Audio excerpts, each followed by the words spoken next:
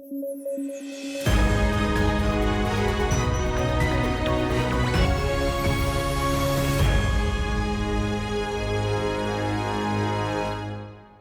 News at 9 programme में आपका स्वागत है। मैं हूं अमृत उपाध्याय। आइए जल्दी से देखें आज के हेडलाइंस।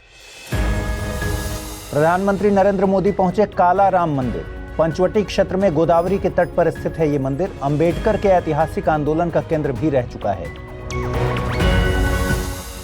भारतीय चिकित्सा अनुसंधान परिषद की एक रिपोर्ट चर्चा में। रिपोर्ट है, भारत में ब्रेस्ट कैंसर से रिलेटेड केवल 66.4% महिलाएं ब्रेस्ट कैंसर की जांच के बाद 5 साल तक रहती हैं जिंदा। और अमेरिका और भारत की व्यापार नीति मंच की बैठक आज से शुरू। बैठक में जनरलाइज्ड सिस्टम ऑफ प्रेफरेंस का मुद्दा प्रमुख। डोनाल्ड ट्रंप के कार्यकाल में भारत निकला था जीएसपी से बाहर।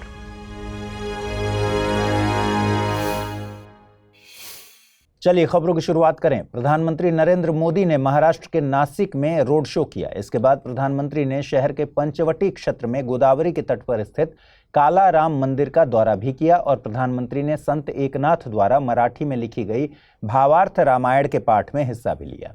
देखिए, प्रधानमंत्री जहां भी जाते हैं वो जगह यूपीएससी वालों को बड़ी अच्छी लगती है। यूपीएससी अक्सर ऐसी जगहों से रिलेटेड क्वेश्चन भी पूछ लेता है। 2019 में मोदी जी ध्यान करने केदारनाथ गुफा में गए थे और आदि शंकराचार्य समाधि स्थल का उद्घाटन किए थे, तो इसी बात पर यूपीएससी ने सवाल पूछ लिया था। खैर, फिलहाल हम बात करेंगे पंचवटी क्षेत्र में गोदावरी के तट पर स्थित काला राम मंदिर की। इस मंदिर में भगवान राम की मूर्ति काले रंग की है। गर्भगृह में राम, सीता और लक्ष्मण की मूर्तियां हैं और मुख्य द्वार पर हनुमान जी की एक काली मूर्ति है। श्री काला राम मंदिर संस्थान की वेबसाइट के अनुसार इस मंदिर का निर्माण 1792 में सरदार रंगा राव ओधेकर के प्रयासों से किया गया था। ऐसा कहा जाता है कि सरदार ओधेकर को एक सपना आया था कि गोदावरी नदी में भगवान राम की एक काले रंग की मूर्ति है। फिर सरदार ओधेकर गोदावरी नदी गए और उन्होंने मूर्तियों को नदी से निकाला और मंदिर का निर्माण किया।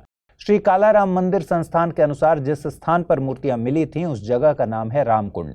ये भी जानिए कि इस मंदिर के मुख्य भाग में 14 सीढ़ियां हैं जो राम के 14 वर्ष के वनवास को दर्शाती हैं।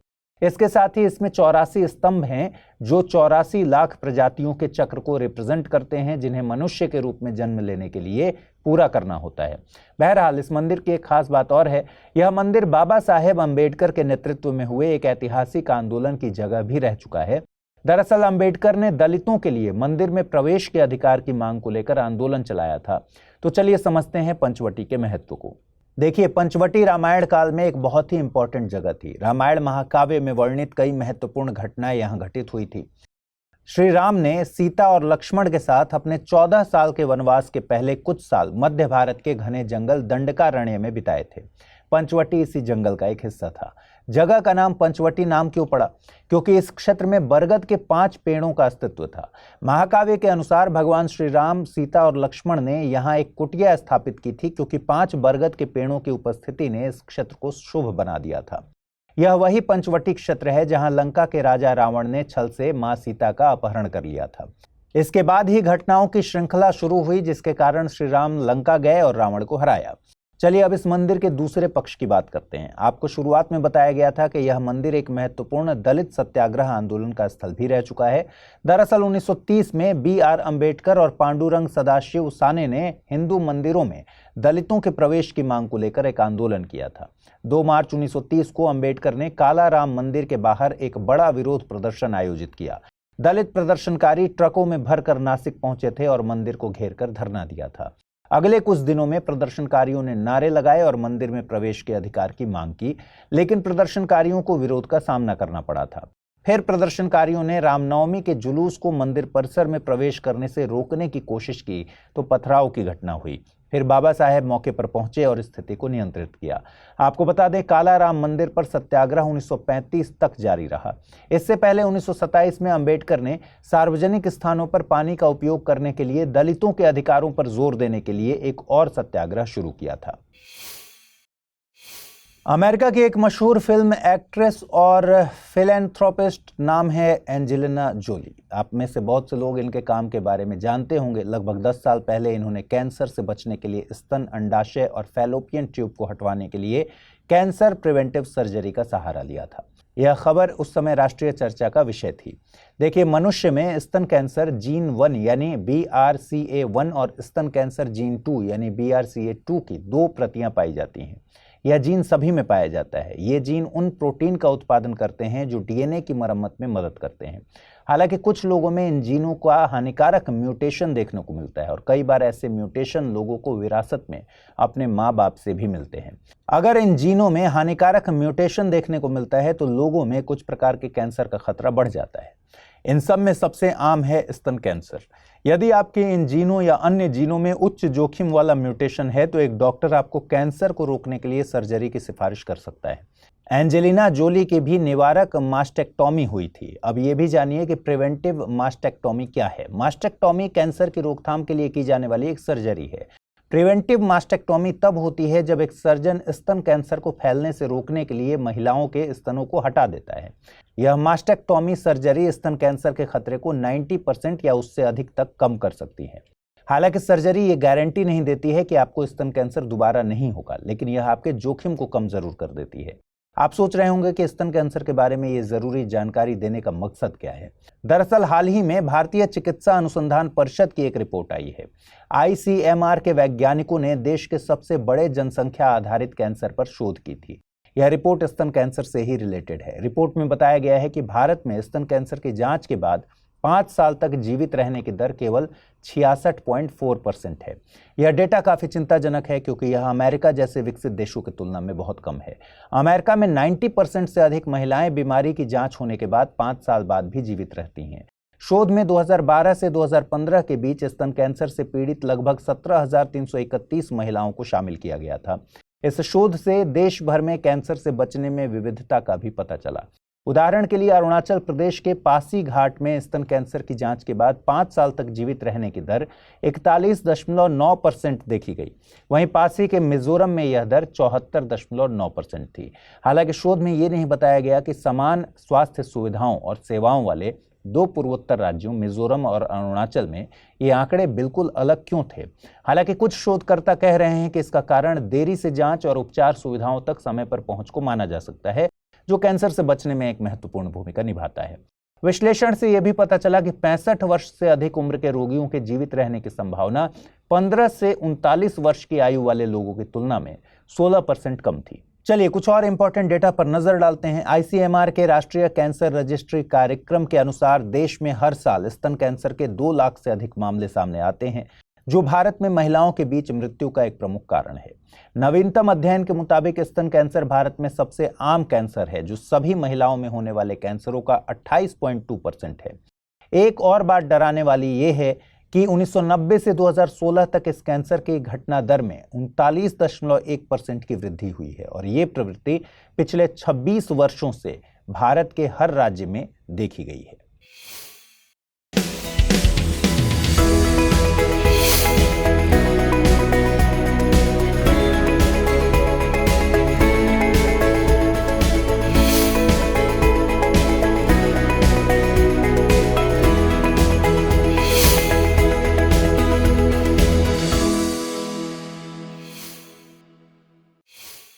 अगर व्यापार और वाणिज्य को दुनिया का सबसे बड़ा धर्म कहा जाए तो शायद ये कहना गलत नहीं होगा। हाल ही में भारत और अमेरिका साथ में कई पेचीदा व्यापार मुद्दों को उठाने के लिए तैयार हो गए हैं।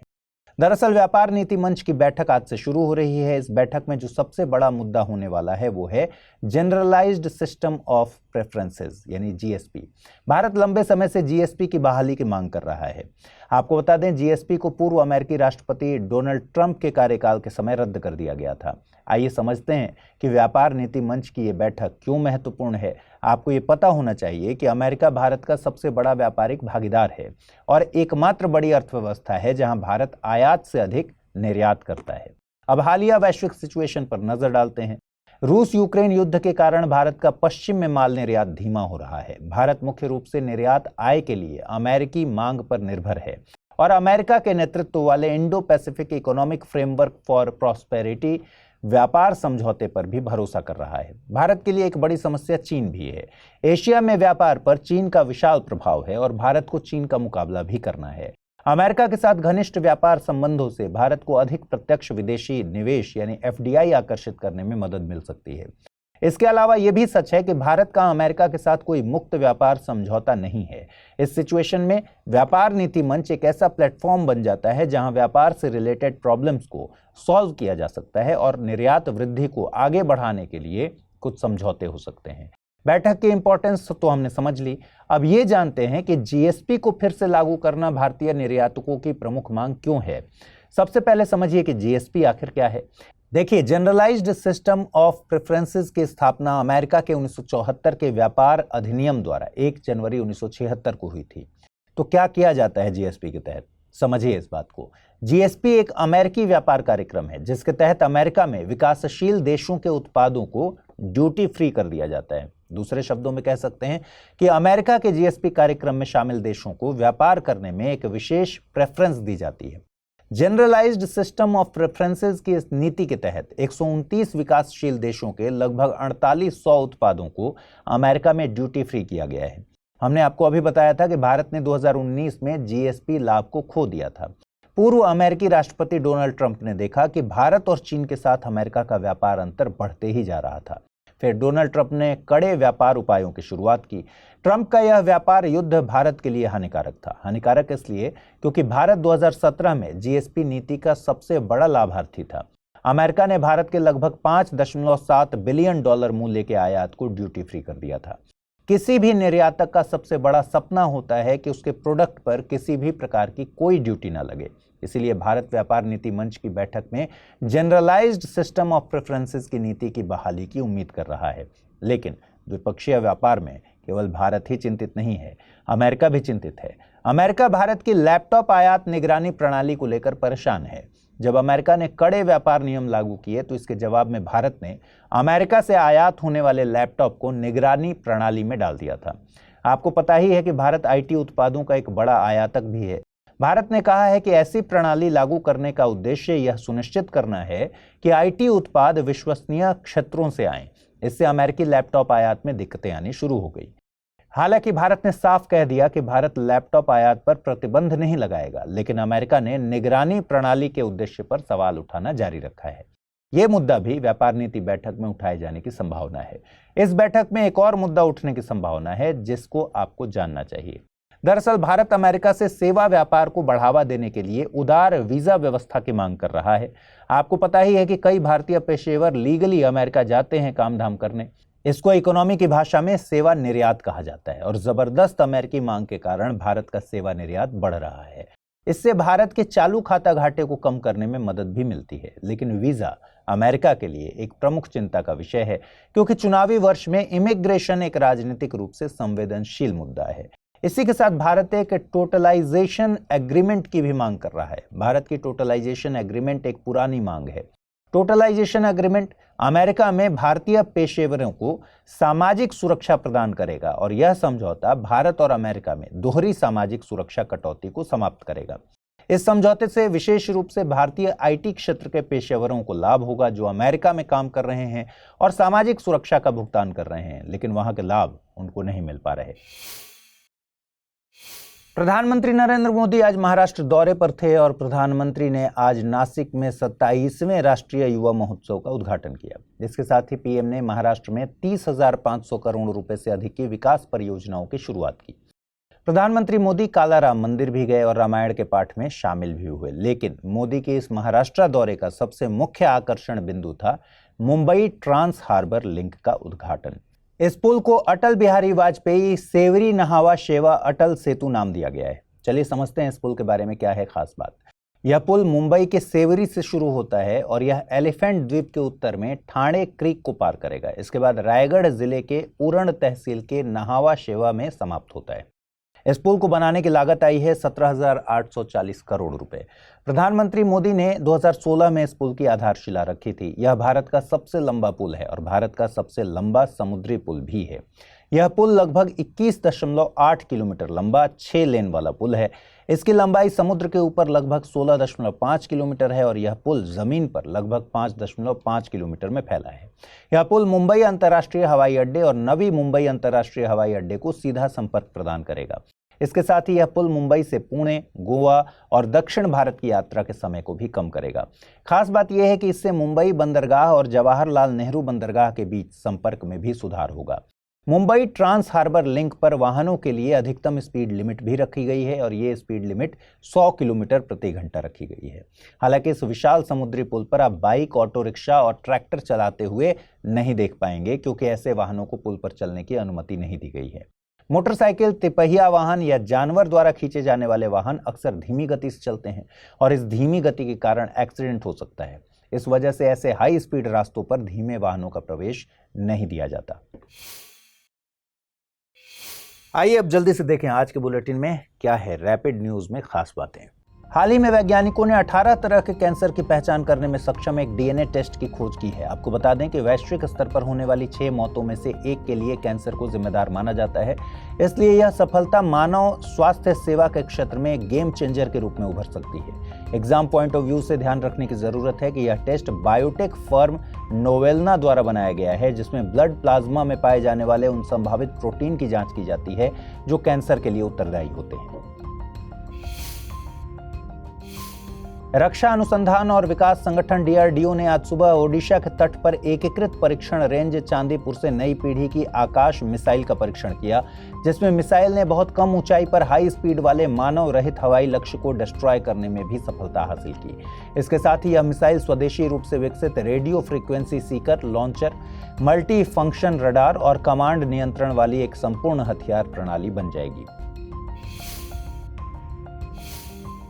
आज चेन्नई में भारतीय तटरक्षक बल और जापानी तटरक्षक बल का संयुक्त अभ्यास आयोजित किया गया। यह अभ्यास खतरनाक रसायनों से होने वाले समुद्री प्रदूषण पर केंद्रित था।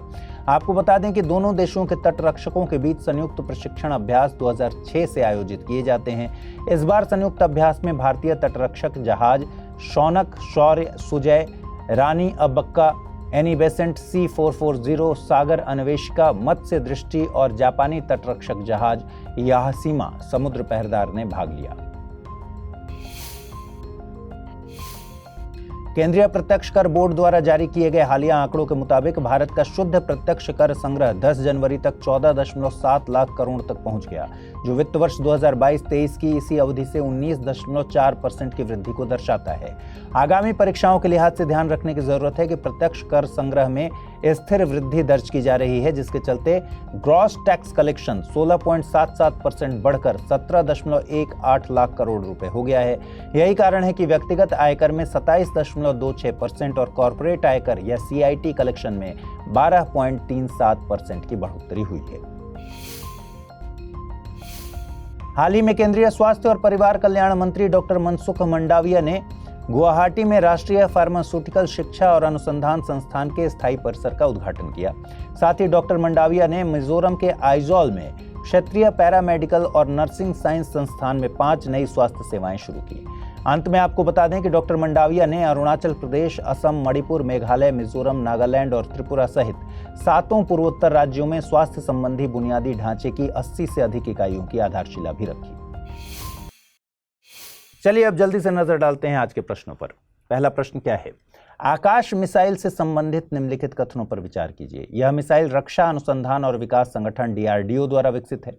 यह सतह से हवा में मार करने वाली मिसाइल है। उपरोक्त कथनों के आधार पर सही विकल्प का चुनाव करना है। केवल एक सही है, केवल 2 सही है, 1 और 2 दोनों सही हैं, या फिर दोनों कथन गलत हैं। अगला प्रश्न है, चर्चा में रहे जनरलाइज्ड सिस्टम ऑफ प्रेफरेंसेस नीति से संबंधित गलत विकल्प को चुनिए। जनरलाइज्ड सिस्टम ऑफ प्रेफरेंसेस की स्थापना अमेरिका के 1974 के व्यापार अधिनियम द्वारा 1 जनवरी 1976 को हुई थी। GSP एक अमेरिकी व्यापार कार्यक्रम है। इसके तहत अमेरिका में विकासशील देशों के उत्पादों को ड्यूटी फ्री कर दिया जाता है। भारत वर्तमान में जनरलाइज्ड सिस्टम ऑफ प्रेफरेंसेस नीति का हिस्सा है। आइए अब जल्दी से देखें पिछले बुलेटिन में मैंने आपसे क्या सवाल पूछे थे, उनके सही जवाब क्या है। पहला प्रश्न था, हेनले पासपोर्ट इंडेक्स 2024 के अनुसार भारत की रैंकिंग क्या है? 80वां, 81वां, 82वां या फिर 83वां? सही जवाब है ऑप्शन ए, 80th। अगला प्रश्न था, नरसंहार कन्वेंशन से संबंधित गलत कथन को चुने। यह कन्वेंशन एक अंतर्राष्ट्रीय मानवाधिकार संधि है जिसने पहली बार नरसंहार के अपराध को संहिताबद्ध किया था। नरसंहार कन्वेंशन 9 दिसंबर 1948 को संयुक्त राष्ट्र महासभा द्वारा अपनाई गई पहली मानवाधिकार संधि थी। यह संधि 12 जनवरी 1951 से प्रभावी है। इस कन्वेंशन के तहत पहली बार 2019 में नाइजीरिया ने म्यांमार के खिलाफ मामला दर्ज किया था। सही जवाब है ऑप्शन डी। इस कन्वेंशन के तहत पहली बार 2019 में गाम्बिया ने म्यांमार के खिलाफ मामला दर्ज किया था। तो इस बुलेटिन में इतना ही। कल रात 9 बजे पूरे हफ्ते के कंपाइलेशन के साथ आपसे मुलाकात होगी। आप इस बुलेटिन को तुरंत लाइक कर दीजिए और अगर आप इस बुलेटिन की पीडीएफ हासिल करना चाहते हैं, अमृत उपाध्याय 007 टेलीग्राम चैनल है जिस पर इसकी पीडीएफ रोजाना मिलती है। साथ ही आज पूछे गए सवालों के जवाब भी कमेंट बॉक्स में देने हैं। अपना ख्याल रखिए, ठीक से पढ़ाई कीजिए। नमस्कार।